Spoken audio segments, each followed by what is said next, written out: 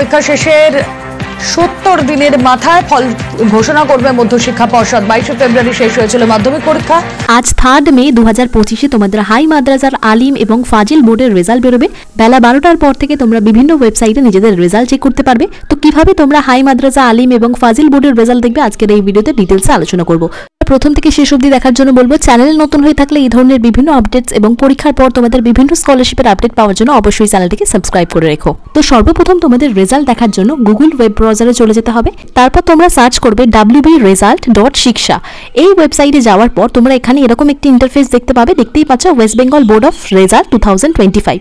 সেখানে ক্লিক করে দেওয়ার পর তোমাদের কাছে যে কটা রেজাল্ট রয়েছে আপকামিং, যেমন কালকে মাধ্যমিকের রেজাল্ট ছিল এবং আগামী 7 তারিখে তোমাদের উচ্চ মাধ্যমিকের রেজাল্ট রয়েছে। তো সেই মতো এখানে সবকটাই চার্ট পাবে। WBBME মাদ্রাসার রেজাল্ট 2025। সেখানে ক্লিক করে দেওয়ার পর তোমাদের কাছে এরকম একটি আপকামিং রেজাল্টের দেখাবে।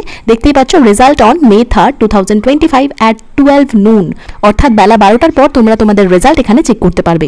3 মে বেলা 12টার পর যখন তোমাদের রেজাল্ট পাবলিশ হবে তোমাদের কাছে এরকম একটি ইন্টারফেস শো হবে, যেখানে তোমাদের রোল নাম্বার এবং ডেট অফ বার্থ বা জন্ম তারিখ লেখার জায়গা থাকবে। তো তোমাদের অ্যাডমিট কার্ডে যেমন তোমাদের রোল নাম্বার রয়েছে সেটা পরপর লিখে দেবে। তোমাদের ডেট অফ বার্থ যেমন রয়েছে সেখানে দিয়ে দেবে, কোনো রকম স্ল্যাশ দেবে না। অর্থাৎ তোমাদের জন্ম তারিখ যদি অক্টোবর 30, 2005 হয় সেক্ষেত্রে তোমরা লিখবে 30-10, আর জন্ম সালটা 2005 হলে সেক্ষেত্রে 05 বা 05 লিখবে। এরপর তোমরা দেখতে পাচ্ছ গেট রেজাল্ট অপশন রয়েছে, সেখানে ক্লিক করে দেওয়ার পর তোমরা তোমাদের রেজাল্ট নিজেদের স্মার্টফোনে মাত্র 2 মিনিটেরও কম সময় নিজেদের স্মার্টফোনে দেখে নিতে পারবে। ভিডিওটা হেল্পফুল হলে অবশ্যই বন্ধুদের সাথে শেয়ার করো।